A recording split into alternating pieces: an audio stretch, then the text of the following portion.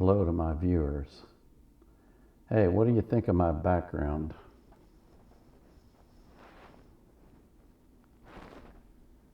You like that? It ought to give you some idea of where my patriotism lies and what I think of America. Today I want to talk about the hottest ticket in football. It's not the NFL.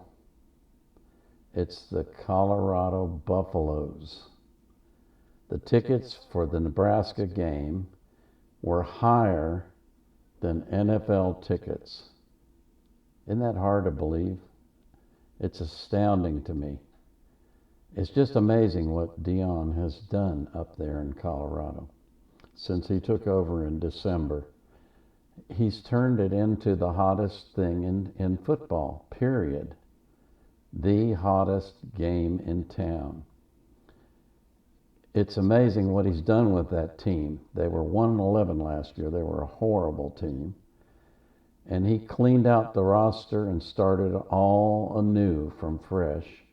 And yet they're 2-0. They've won their first two games, beating TCU, which was ranked 17th in the nation and was coming off a runner-up in the national championship game, although they got slaughtered by Georgia. And then in his second week, beat Nebraska, which is a struggling team still looking for its identity. They're likely to beat Colorado State this Saturday. And every single one of their shows is on national TV. It's amazing. I mean, last year,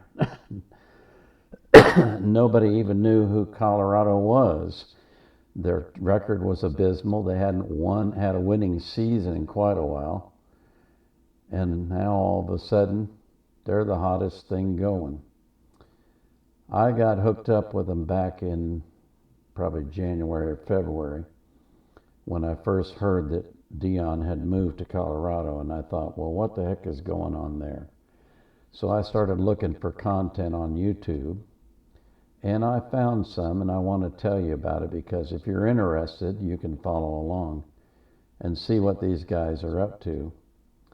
But he's doing it so completely different from anybody else that it's amazing. He allows all of his practices, not every single part of them, but all of his practices to be filmed. His players are filmed in the lunchroom. They're filming his halftime speeches, his post-game speeches, his pre-game speeches, the warm-up game speeches. Everything is being filmed and recorded for posterity. And not only that, they're also filming a professional documentary, which he did last year at Jackson State. If you don't know Dion's record, he went to Jackson State, and in the COVID year, I think their record was something like 6-4. But he took over a team that was pretty bad. The following year, they went 12-0. They lost the Celebration Bowl, but they were SWAC champions. And he did it again the next year, 12-0. And they lost the SWAC championship again in overtime. But now he's at Colorado, and I wouldn't be the least bit shocked if they go 12-0 and win the national championship this year. Yeah, they got a long ways to go. They've got some tough games coming up. But I wouldn't bet against Dion, not if you're a thinking person, because everything he touches turns to gold. I'm telling you, I'm 76 years old, and when I listen to him talk, I want to go put on a set of pads and go hit somebody. And of course, I know that wouldn't be good for me, but he gets you so pumped up, it's unreal. And he's got those kids pumped up, and they are playing ball. There's 3 different channels that you can watch and learn about the Colorado team, and you can subscribe to them like I have if you're interested. Let me show you. The first team, let me see if I can get this screen fixed so that it's looking correct.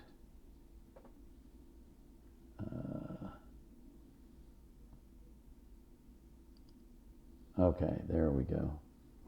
Should have done that before, my apologies. This first one is Well Off Media. Well Off Media is Deion Sanders' son, Deion Sanders Jr., and he goes by the nickname Bucky, and he's filming everything. Deion says that he's been authorized to do so. And this is just a short clip showing Coach Tim Brewster, who he can get anybody hyped up when he talks. Listen for just a second.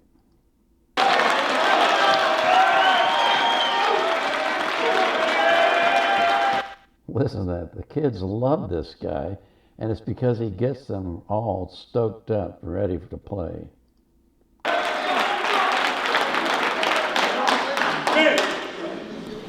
Last Friday night in Fort Worth, Texas, I said that Saturday was Resurrection Day.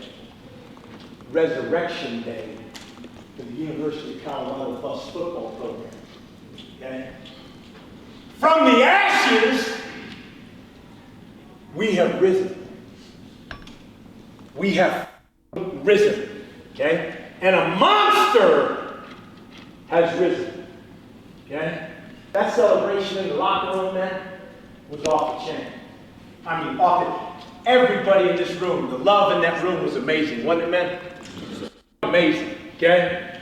The plane ride home, same thing, right?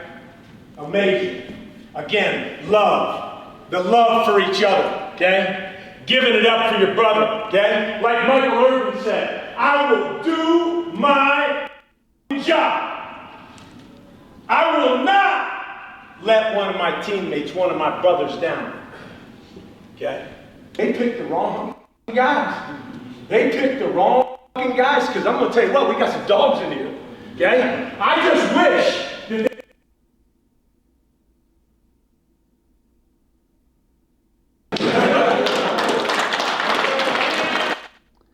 You have to understand, Coach Brewster is prolific with his cuss words, and so a lot of it gets cut out, but he's clearly getting the guys hyped up. A second channel that you can watch is Reach the People Media. That one's run by Darius Sanders. I'm not quite sure if he's one of Deion's sons or he's a cousin or what, but he has Sanders as his last name. But he films some of the same stuff, but he does it from a different angle, and he also tends to put the players' names up on the screen so you can see who they are. So you get to know the players that way. And this is him filming Deion Sanders in a press conference. Love the video with you and Peggy in the locker room after the game, and you said you're proud to be the head coach here in Boulder. Considering all that, do you get a sense for what the Rocky Mountain Showdown means to the state of Colorado and how important it is for not only the alumni and the people in the state, but the kids, the high school kids coming up watching? You got to give me one at a time. Now, you just got me all hyped up about the Nebraska thing. You just bombarded me about that, right? And that's tradition. That was tremendous tradition. Now you wanted me to understand about the Rocky Mountain Showdown. So you got to give me some verbiage or some literature on something, just to brief me. But trust me, this isn't my first rodeo when it comes to that. I think the Falcons and the Saints were quite a showdown, as well as playing against the 49ers, as well as the Cowboys, 49ers. I keep going Cowboys, Philly, Cowboys, whoever, was always during showdown. Baseball as well. So it's always some type of adversity that you have against someone in close proximity of you. Yeah, I had 2 divorces, which was a heck of a showdown too. So don't tell me about a showdown.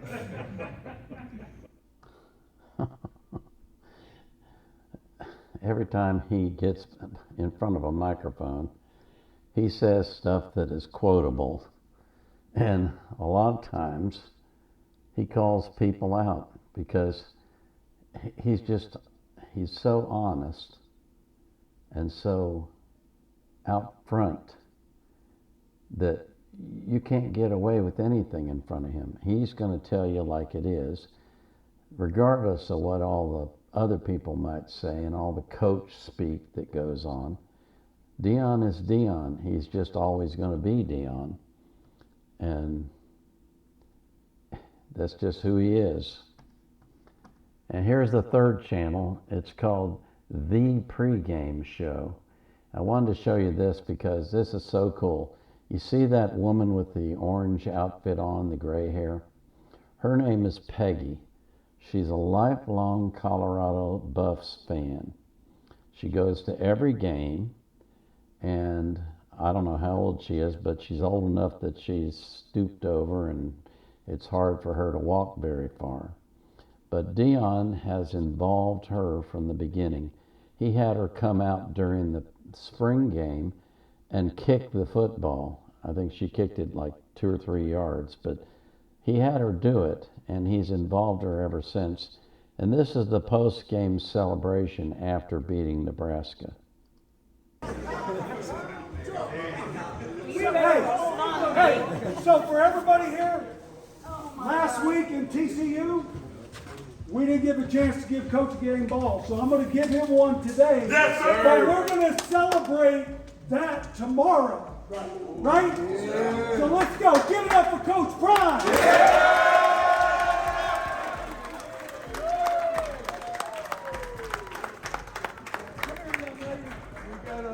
We got a game ball here for our most valuable player. The thing that I love the most, I heard a story that no matter what the score was, she didn't leave till the game was over. That's right. She told me if the kids got to stay, that means she's got to stay. And that means it's personal. Game ball, Peggy.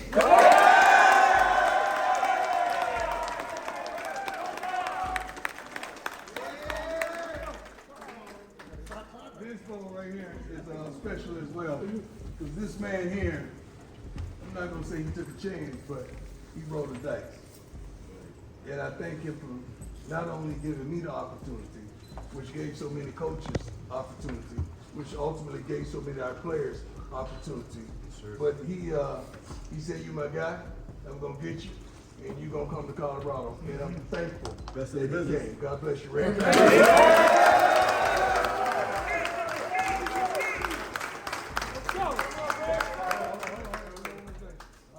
Guys, I'm so very proud of you guys. It's unbelievable when we all believe in it. Yes, what can happen when we all believe. Yes, sir. It is unbelievable. Like right now, I'm so full of emotion because I knew what the outcome was going to be. I told Rick it's better to be about 21 or more. We played like garbage, and we still did. We play like garbage. But we did what we had to do. We did what we had to do. But we still did what we had to do. I want this to be iconic. So Peggy, I need you on this one. All I need you to say is, "Give me my theme music." Okay, hold on. That's it. Just say, "Give me my theme music." Okay, hold on. My fan music. No, hold on. Now, when she said, I want y'all to go in. Let's go. This is gonna be. Let's go. This is gonna be. This is gonna be a Let's go. powerful moment. So Peggy, with an attitude, I want you to say, "Give me my theme music." Theme music. Yeah. You ready, DJ? Okay, give me my theme music.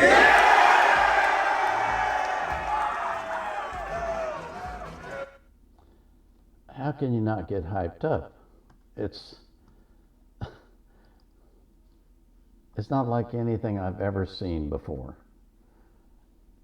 It's just the most incredible show, and it gets me hyped up. And I got to be honest with you, I've been a regular viewer of NFL games for quite some time, but I've never had much interest in college football until now. Now I can't get enough. I make sure that I can watch every Colorado game in full from beginning to end. I even paid for ESPN so I wouldn't miss any of their games.